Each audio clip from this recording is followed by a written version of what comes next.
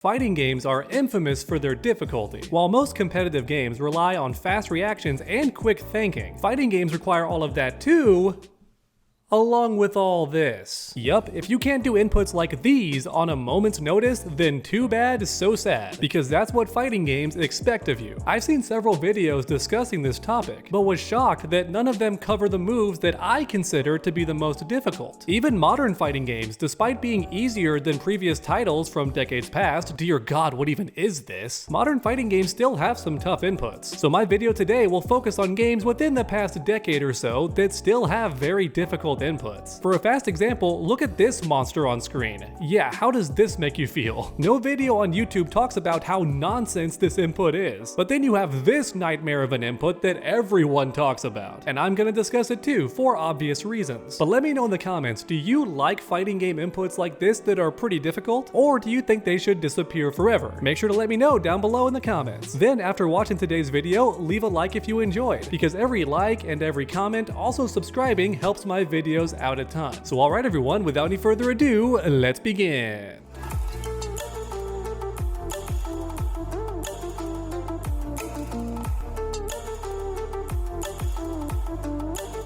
Okay, here we go. So I wanted to begin with an input that I don't see anybody else discussing when talking about tough fighting game inputs. You know what I mean? The entire video revolves around tough inputs, but nobody mentions Ryu Hayabusa's crazy holds in Dead or Alive, which yeah, flabbergasts me to this day. But first, I gotta explain what a hold is to anyone that doesn't play Dead or Alive, which first off, why are you not playing these games? They're amazing and also really cheap right now. But yeah, Dead or Alive has holds. Basically, when the opponent attacks you, you can hold a direction plus block and grab their attack, otherwise known as a hold. And every attack has a different direction. It's down back for low holds, it's up back for high holds, it's back for mid holds, and then for kicks, I think it's forward holds. So 4 different holds to guess between. But then you have special holds like this, and Ryu Hayabusa has the most over-the-top hold chains in the game. Yeah, to put it simply, you do this hold first, time it correctly, right, with the opponent's attack, which is already a big risk, because if you guess wrong, you're just opened up for a full combo. So first you gotta guess right, but then immediately after you have to do this input, and then like a full circle input in the opposite direction immediately after that, and it's pretty quick. Like, I'm not joking, it's a small window. You do not have very much time to confirm and then do all the rest of this stuff before you miss out on the input window. Yeah, in other words, not only is this input on screen very complicated as it is, but also you gotta do it really quickly or it doesn't work. And if that wasn't crazy enough, keep in mind Ryu Hayabusa has like 4 of these. Yeah, 4 different hold chains that all spin in different directions, doing 360 and 180 motions in weird directions. Once again, I'm shocked that nobody talks about these moves when discussing difficult fighting game inputs, because this is definitely up there. But next up, we have an input that looks really confusing, but isn't actually that difficult once it's explained to you. So that's nice. However, back in the day, before YouTube was very popular, and there weren't many fighting game guides explaining this nonsense, middle school me had no idea what this was.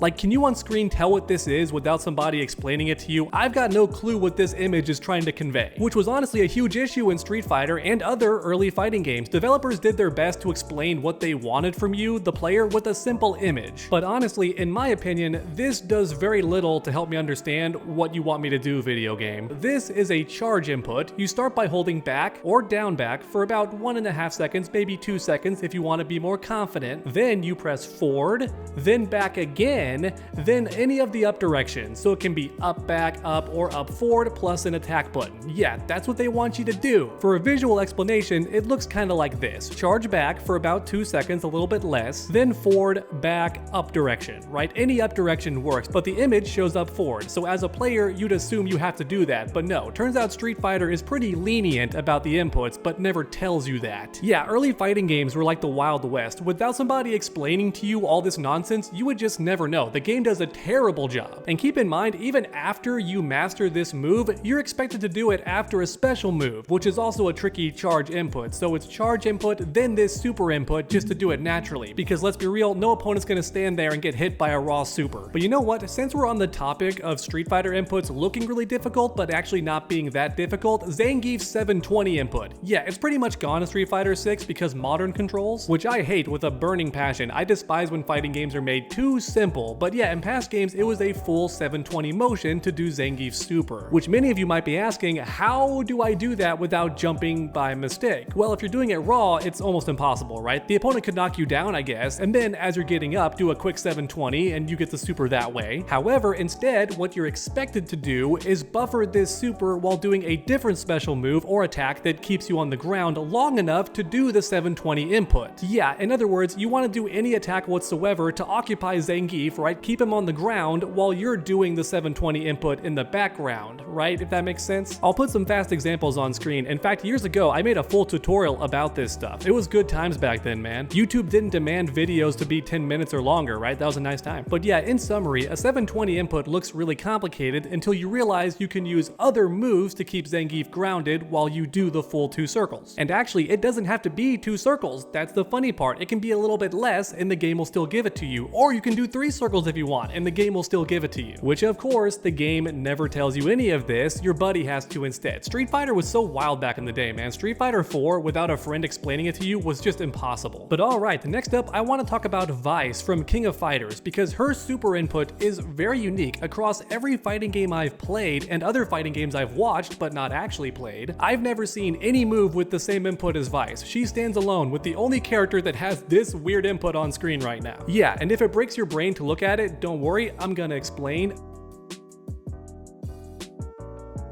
So you begin at down back, then go all the way to up forward, and then right as your character jumps, you press down and punch. Yeah, that's the input. I call it the taco input because it looks like a taco when you draw it out. And like most other attacks mentioned so far, you don't want to do this move raw. It could work, but you better do it instantly off the ground and hope the opponent's standing, because if they crouch, it's likely to miss and just go over their head. So yeah, you want to combo into this thing instead after a special move, but Vice's special moves are also pretty complicated looking, so combine that with this super, and yeah, Vice has a learning curve to be sure. Still one of my favorite characters in King of Fighters though, I'm not gonna lie. I like the short haircut on women, it looks good sometimes. But oh boy, you can't make a video talking about tough fighting game inputs without mentioning Ivy from Soulcalibur, because she has this nightmare, known as Summon Suffering, which as you can see is a monster of an input. Can you even process what you're seeing right now? I bet you're trying to imagine the emotion in your brain and it just still doesn't make sense because it's not one fluid motion. Yeah, unlike other fighting games, sometimes you get like down back and then all the way back forward, or a full circle then the other direction, right? It's still kind of like a circular input, right? But not Summon Suffering, no siree. This input goes all over the place with different directions and it feels completely random, almost like the developers are messing with you. Because yeah, it's that complicated. However, Ivy mains are laughing right now. Ho ho ho ho.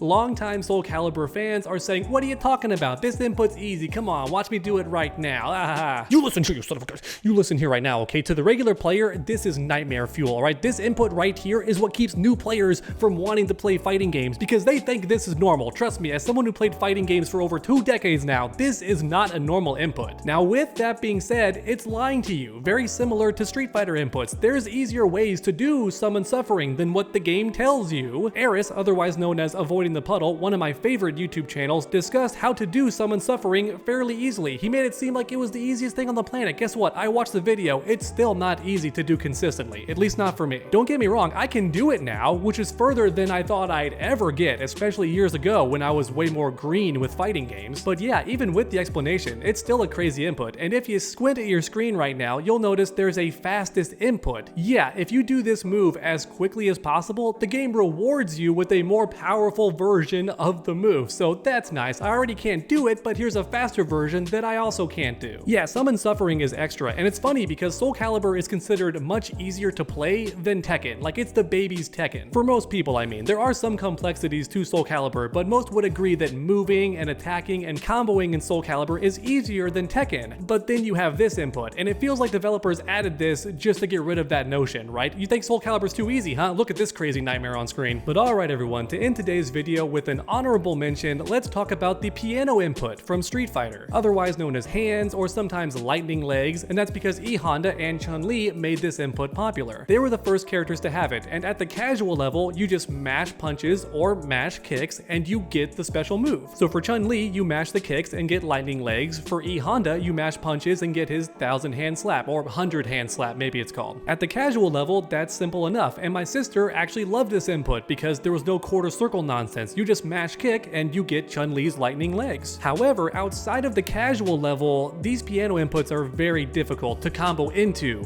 For example, Chun-Li again. If you want to walk forward and do crouching medium kick into lightning legs, that means pressing 4 other kicks really quickly immediately after the medium kick. Yeah, that's the only way to get lightning legs after crouching medium kick, and the cancel window is not very big, so you gotta be fast. In other words, 1 kick and then 4 other kicks immediately really fast to get the lightning legs to combo, which is already tricky, but in the corner you can actually do more than 1 set of lightning legs, which means once again pressing a normal and then 5 kicks really quickly to make sure the combo won't drop. Yeah, it's not easy. On screen right now, I have some examples of piano inputs and how it looks. Keep in mind, players figured this out themselves, alright? Through trial and error, they learned the fastest way to hit 5 kicks or 5 punches really quickly, otherwise known as a piano input. Because it kinda looks like that with your fingers, you're playing a piano kinda, you know? To veteran players, this seems really easy, right? Especially if you mained Chun-Li or E Honda, but here's the thing. Piano inputs are so difficult for the average player that they're gone in the newest game. Yeah, Street Fighter 6 no longer has any piano inputs. They've been removed, which shows you how complicated and difficult the input actually was. Thanks for watching, everyone, and I hope you enjoyed. If you did, please leave a like down below. Everyone tells me to cover other fighting games. Well, here you go. Please support me with a like. Then for anyone new, finish that combo by subscribing and ringing that bell so you never miss any future videos. Make sure to come back next time, and as always, stay underdogs.